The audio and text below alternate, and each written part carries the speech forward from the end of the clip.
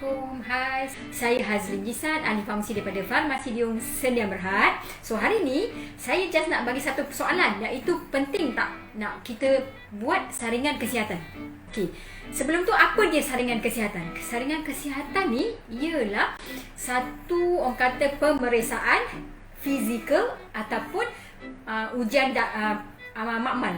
Untuk apa? Untuk mengesan penyakit-penyakit awal. Okey, contoh-contoh saringan kesihatan kalau dekat Kementerian Kesihatan Malaysia ada 4 saringan kesihatan yang dicadangkan, iaitu contohnya untuk pemeriksaan tekanan darah, pemeriksaan gula dalam darah, pemeriksaan senaman ataupun stress test. Okey, dan yang keempat ialah pemeriksaan sendiri payudara ataupun testis. Okey, tujuan-tujuan 4 saringan ni kalau dekat Kementerian Kesihatan biasanya ialah untuk apa? Untuk mengesan penyakit kronik semasa musim orang kata pandemik COVID-19 ni. Okey, selain daripada klinik ataupun hospital kerajaan, ahli farmasi ataupun farmasi Diung juga menjalankan saringan kesihatan asas. InsyaAllah kita ikut SOP dan kita bantu sahabat-sahabat kita yang especially di sekitar Duyung, di Serkam dan juga di Gemencing Negeri Sembilan boleh walk in sahaja untuk menjalankan saringan kesihatan. So sebenarnya ada 3 saringan kesihatan yang kita sedang lakukan. Boleh walk in saja seawal pukul 9 pagi sampai pukul 6 petang. Yang first kali apa? Untuk membuat saringan bacaan gula dalam darah, kita gunakan glukometer seperti ini.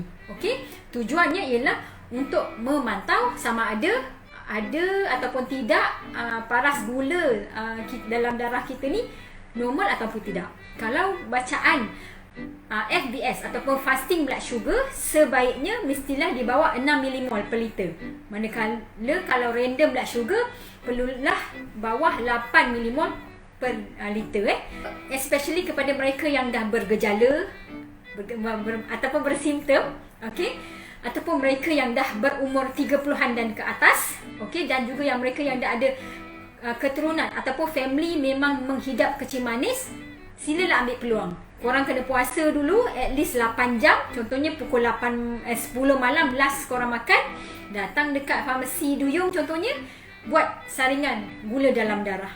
Dan yang kedua, saringan yang penting juga yang perlu kita jalankan ialah mengukur tekanan darah. Surprise bukan hanya golongan 40-an sahaja yang sudah ada simptom ataupun menghidap tekanan darah tinggi. Seawal 20-an juga ada mereka yang sudah mengadu kerap sakit-sakit badan, sakit kepala, bangun tidur tidak selesa. Itu sebenarnya adalah tanda-tanda awal menunjukkan bahawa badan anda sudah bermasalah. So why not walk in saja di Duyung, di Serkam ataupun di Gemencing untuk menjalankan saringan tekanan darah tinggi. Kita gunakan alat seperti ini seperti ini untuk menjalankan ujian tekanan darah tinggi. Normal untuk 20-an hingga 30-an ialah 120/80.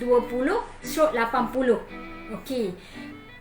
Kalau dah kategori tinggi, dia melepasi 140 hingga 90 dan ke atas. 90% mereka tidak ada simptom pun. Mereka tidak tahu pun yang mereka ada tekanan darah tinggi.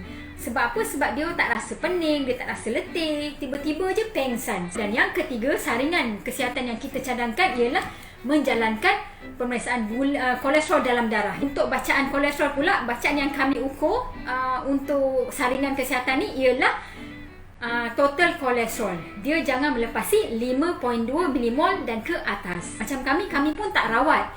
Biasanya apa yang farmasi Diung jalankan ialah kami membantu untuk menjalankan saringan.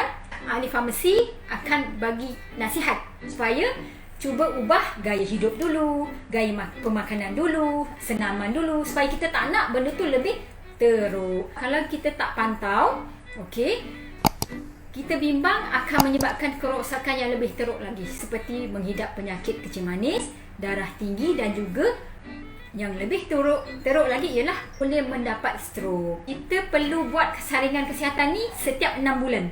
Okey, itu kalau yang dah berumur 40 dan ke atas. Okey, tetapi kepada mereka yang sudah makan ubat, orang kata mereka yang dah makan ubat kecil manis, darah tinggi, sebaiknya sebulan sekali kena buat saringan kesihatan ni. Supaya apa? Supaya paras ubat yang tuan-puan sedang ambil tu di dalam paras optimum dan juga kesihatan tuan-puan terjamin. So, saya rasa itu sahaja. Terima kasih kerana sudi menonton. InsyaAllah kita akan jumpa lagi pada perkongsian akan datang. Ingat, anda sihat, kami gembira. Terima kasih. Assalamualaikum. Bye.